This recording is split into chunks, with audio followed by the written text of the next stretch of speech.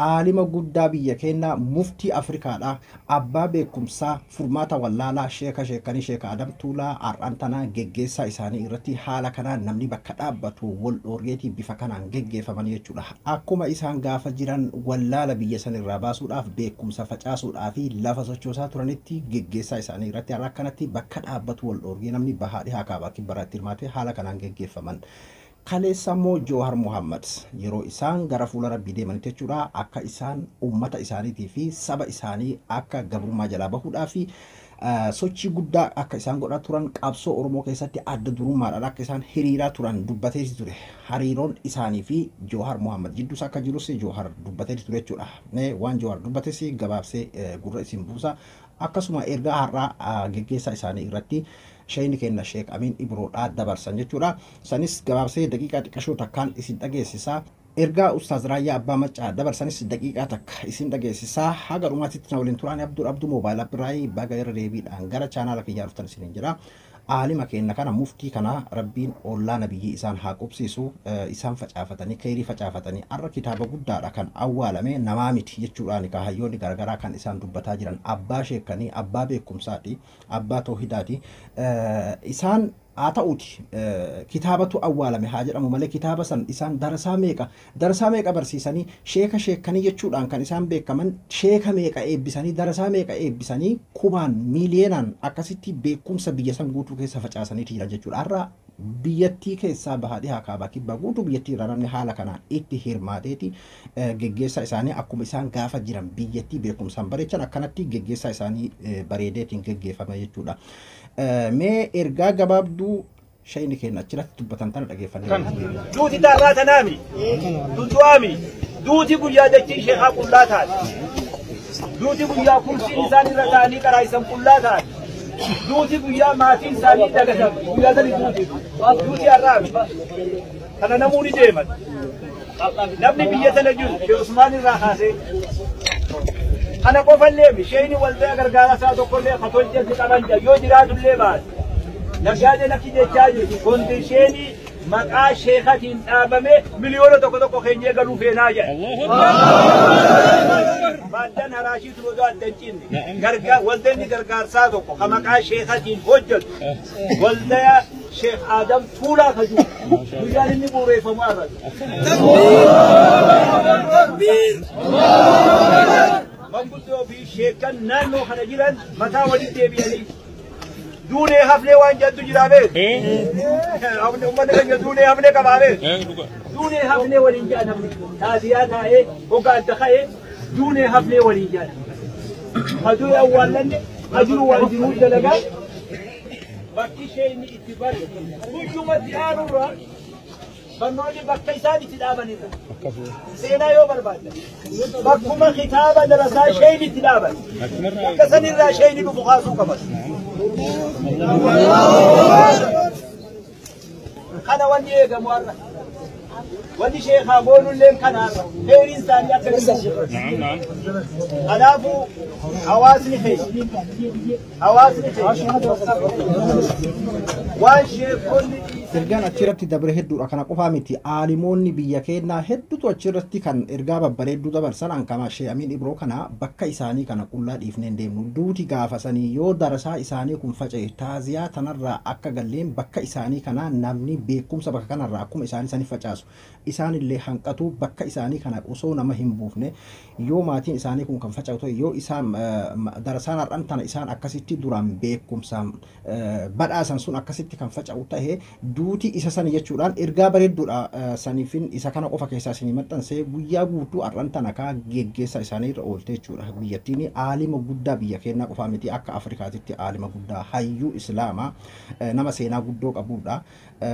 akkasumatti amantii isaanii akkasitti bu'uuressanii biyya san keessatti beekumsa facaasaa akkasuma saba isaanii akka gabrummaa tana jalaa bahuudhaa fi akka hacuuccaa tana jalaa bahuudhaa fi gahee guddaa akka isaan taphatan Ustaz Raayyaa Abbaa Maccaatii fi akkasuma Johar Muhammad san qofayyuu miti akka hariiroo waliin qaban jechuudha jecha isaa keessatti kan inni dubbate jechuudha gabaabseetiin isiniif dubbisa Johar Muhammad jechuma isaanii mata duree godhatee jechuudha kan inni eegale akkas jechuudhaan eegale biyyaaf malee biyyeef hin qabsoofne jecha hiika bal'aa qabu kana sheeka kennaa guddaa sheeka Adam Tuulaatu gaafa waldhaba Sumaalee fi Oromoo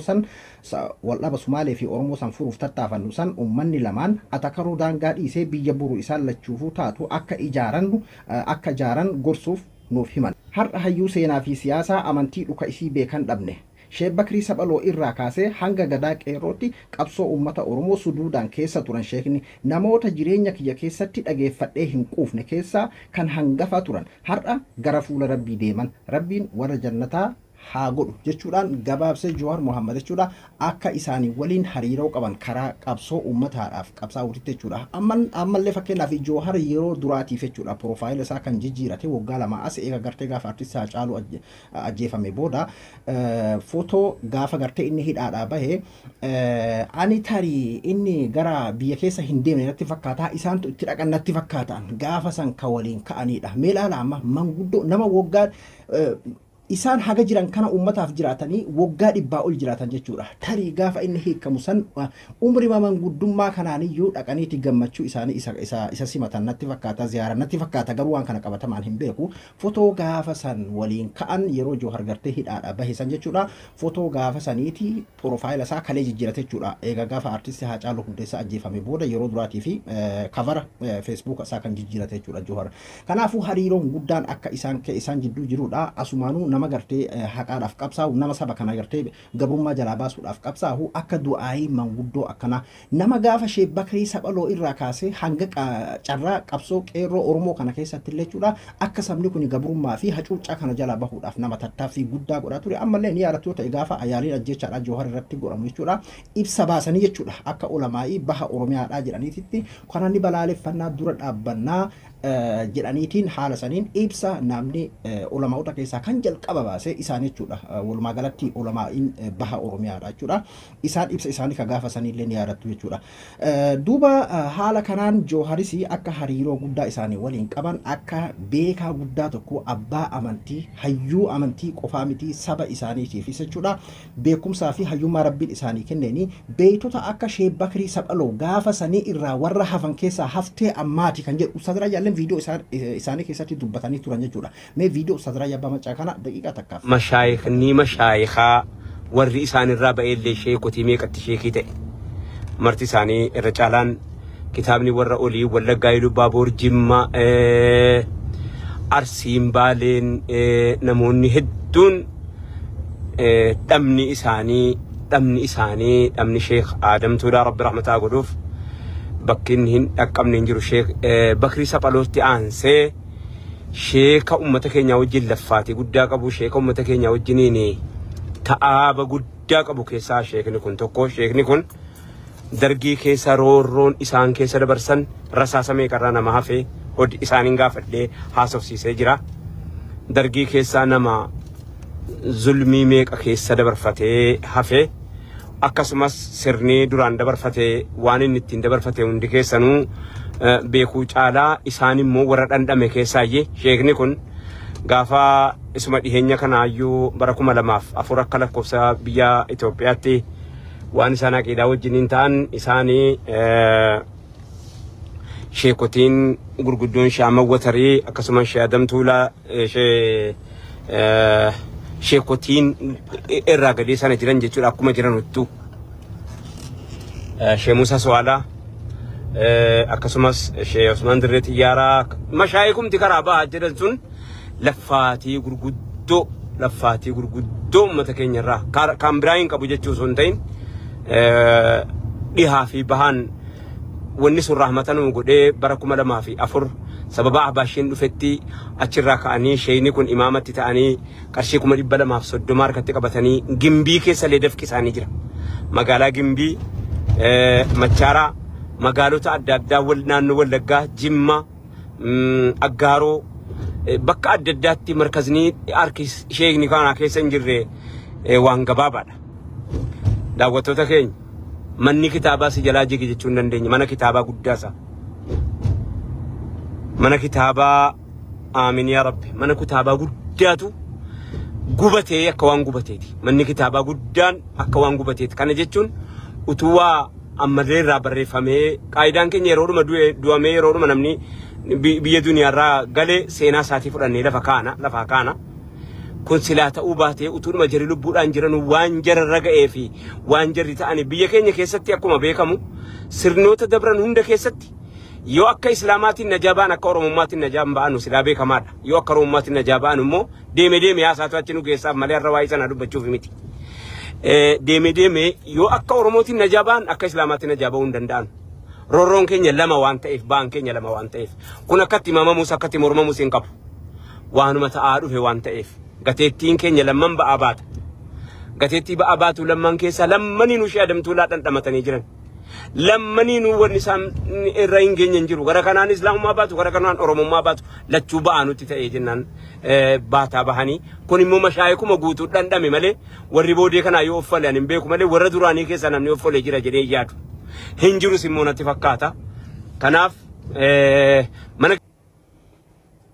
Ustaz Raayyaa Abbaa Macaadis haala sanii waan isaan gaafatanii ofii isaaniitii afaan isaanii irraa dhagahan bifa kanaan gabaabinaan nuuf dhaabanii jechuudha. Nama gartee dargii Haayila Sillaasee nama dhaqqabeedha waggaa 100 ol jiraatan jechuudha. Haga jiran kana duuba akkasiin uummata isaaniitii fi namaaf jiraatan jechuudha. Akka kiyyaa fi kee yookiin ammoo midhaanuma nyaatanii jiraachuu osoo hin ta'in akkasitti uummata viidiyoo tokko intarvuu isaanii tokko keessatti illee argeetiin barnoota kan eegalee waggaa 12tti kan jedhu tokko gaafiif deebii isaan namni gaafate tokko jechuudha eegaman guddoo kana kanuma isaan gaafiif deebii godhan tokko jechuudha. Duuba haala kanaan akkanatti amantii isaaniitiif saba isaaniitiif jiraatanii jechuudha. Hedduu takka kitaaba guddaa tokkotu awwaalame har'a akkuma gartee Ustaz Raayyaa Abbaa Macaalee viidiyoo kana keessatti jedhanii turanii akkasuma Jooharlee Jechisaa keessatti jedhee ture ulamaa'iin achirratti dabarsatan hundi isaanii bifa nama gaafa jiru gartee saba isaatiif uummata isaatiif amantii isaatiif jiraate akkanatti uummanni illeen geggeessaa isaa bareechee jiraachiseetiin akkanatti geggeessaa jechuudha. Bakka dhaabbatee janaazaa isaanii irratti salaatu wal dhoorgee jechuudha namni taraa salaatamee akkasumatti wal gahuu dadhabe wal jalaa siqaa haasa bakka dhaabbatu bakka dhaabbatee janaazaa isaanii irratti salaatu bakka dhaabbatu wal dhoorgee jechuudha namni akkanaan geggeeffamaa jechuudha namni gaafa jiru uummataaf jiraatee waan bareedduudhaan akkasitti lafa jiraachise akkanatti geggeessaan isaallee bareeddii jechuudha. Isaan dhabluyyoo jechuudha garuu beekumsi isaanii akkasitti bahaadhiyaatti kaabaa kibbatti faca'eeti jira. Kana fakkaata kaa geggeessaan isaanii jechuudha. Namni qabsoo Oromoodhaa namoota gartee akka Joohar kana Sheek Bakrii Saphaloo boodarraa akkasitti dhalootatti as gahaa gaafa dhufan rabbiin umrii isaan dheeresse namoota akka Joohar kana duuballee jechuudha karaa aalimootaatiin namni isaaniif du'aa godhu kan gorsu waan duraan keessa as dabran kanarraa beekumsa hayyummaa rabbi isaanii kennerraa kan isaan gorsu nama an gorsa isaanii dhageeffadhee haasa'u isaanii dhageeffadhee hin quufne Abbaa qeerroo fi qarreellee Joohariin du'aa isaanii rabbi sii qeebalee bakkaan si haa gahu bakka yaaddeen si haa gahu jenna kaa qabsoo Oromootis nama gartee cubbuudhaan saba kanatti roorisu saba miskiina kanatti roorisu akka du'aa namoota gurguddaa akkanaa duuba jiru nama rabbiin biraa waa qabu nama jiruu isaanii guutuu rabbiidhaaf jecha jiraatan namoonni akkana akka duuba jiran beekuu qabnaa jechuudha. Kanaafuu akka amma gartee ijoolleen wallaaltonni teenya amma karaa tikitokfaadhaan nama waan nama qaanfachiisu jechuudha. Warra duraan dabarfatan beeki warri dabarfatan kun fakkeenyaaf amma jaarraan amma irratti gartee ijoollee wallaaltonni haadhaa fi abbaadhaan abaaramanii biyyarraa bahan jechuudha. Ka abbaan ijaan sin argini narraa deemi haati ijaan sin argini ijji xiyyaa ta'u hin argini narraa deemi jettee ka haadhaa fi abbaa cinqe biyyarraa bahee carraa ismaartifooniidhaa argatee biyya namaa keessa taa'ee hayyoota duraan dabarfatan kanuma gartee akka har'a sheeka kana kanuma akka har'a sheeka Aadam Tuulaa kana jechuudha jaarraa abbaa gadaa fa'atti yeroo gartee arrabaan afaan baran. Barkunnis warruma akkanumatti gartee saba isaaniitiif haga dandeettii isaaniitiin aarsaa godhaniitiin akkanatti warra dabranidha jechuudha. Amma isaan kana waan ijaan agarruuf waan amma gartee har'a nu bira deemaniifidha. Jaarraa abbaa gadaatillee kaleessa kan inni deemi akkanumatti warra saba isaaniitiif waa hojjete har'an tana ijoolleen afaan isaaniitu lulluuqatte afaan isiitu lulluuqatte hin jiratu namoota akkanaa kanarratti jecha fokkataa akkasiisan fotoo isaanii gubuudhaan qabrii keessattillee awwaala keessattillee isaaniif rahmata kadhatamuun isaaniif booyuun waan isaan asiin gahan kana bakkaan gahuun tokkummaa isaan dhaamaa turan san bakkaan gahuun hafamee akkasitti irratti duulamaa jechuudha. Jechuun an ajandaa waa'ee isaanii haasa'uufillee hin dhufne garuu kanuma waluma yaadachiisuudhaaf jechuudha. Keessattuu wanni karaa tiktokiin deemamu hedduu takka nama jibbisiisa. Foloodhaaf jecha beekamu nama arrabseen beekama fuula kiyya namni na haa baruudhaaf jecha bara amma sanii ajandaan karaa tiktok tokko amma waan akkasii jechuudha. Fuula kiyya na haa baran yoon inni nama guddaa tokko faantuu baasuudha beekte waan addaa tokko baasanii fakkeenyaaf amma yoo jaarraa inni afaanii qabate fakkeenyaaf amma yoo abbaa jifaar inni afaanitti qabate namni hayyisaa akkami kana hayyuu nama hin jirre nama lubbuun hin jirre nama guddaa sansanuu arrabsu akka namni nama yeroo magaalaa keessa inni qullaa deemu fakkeenyaaf namni ilaala akka magaalaa keessa qullaa deema jedhee ilaalame kanallee akkasuma akkamitti jaarraa jedha akkamitti abbaa jifaar jedha akkamitti waaqoo jedha jechuudhaaf laalachuu namni ija banate duuba haala keessan hin beekamaa gaafa biraan ol bahee dhiifama Oromooti jedha dhiifama maaliiti jedheetiin bifa saniin akkasii burjaajessee warra beekamuu barbaadu. Wallaala beekaa maqaa dhaheetiin beekamuu barbaadu akkasitti afaan itti barteechuudha. Maaliifi karaan hayyoonni kaleessa dabarfatanii sagumna isaaniitiin walirrallee sadarkaallee qabaatan akkuma har'a Sheek Adam Tuulaa kana warruma akkanaa kanarratti jechuudha. Kan amma duulamaa jiru kun jechuudha. Kanaafuu hayyuun dabre maaliin dabarfate maaliin akkanatti kabajame hatta geggeessaan isaallee maaliin akkana kabajame kan jedhu dhugaa beekumsallee dhabnu. Haga tokko waa irraa barachaa fakkeenya irraa fudhachuudha qabna malee hayyuu arrabsee waan faallaa jechuudha. Faallaa shayxaanummaatiin faallaa namummaatiin osoo ta'in faallaa namaatiin yookiin ammoo shayxaanummaadhaan beekamu jechuudha. Haala akkasiisan fakkeenya godhannaa jechuudha. Kanaafuu wanni karaa TikTokiin deemu hedduutu akka nama jibbisiisaa hayyuun kabaja dhabee warroonnummaan kaleessa akkuma sheeka kanaatitti dabarfate yeroo akkas maqaan arrabsoo qabaataniitiin beeki isaan kun arrabsoo qabaatanii osoo hin tahin maqaa faaruu maqaa gartee gootummaadhaa akkuma har'a isaanii kanatti fakkeenyaaf har'an tana namni hayyuudhaan akkanaa kan hin arrabse maaliin arrabsanii arrabsoo hin qabanne haga jiran saba isaaniitiif jiraatan haga jiran amantii isaaniitiif jiraatan waan ta'eef garuu nuti ispoonsara taanee fi girjenneetiin dhaqnee ilaaluun keessattuu wanni karaa TikTokiin deemu tokko manguddummaa jedhame ijoollee beekamuu barbaadu akkasii ispoonsara taanee fi nama kuma lama silaaluu jira kuma shantu silaaluu jira kuma saddeet silaaluu jira dhiifama gaafadhu harargee arrabsitee maalii arrabsitee waan jedhamu tokko waan akkasiittu jechuun waan san qabbaneessuudhaaf nagaa buusuudhaaf jedhamuyyuu wanni sun ijoollee wallaaltota warra beekamuu barbaadaniif beekamtii laataa fi jira waan ta'eef. Ana Abdul Moobaala Biraay hanga qophii biraatiin waliin deebinutti.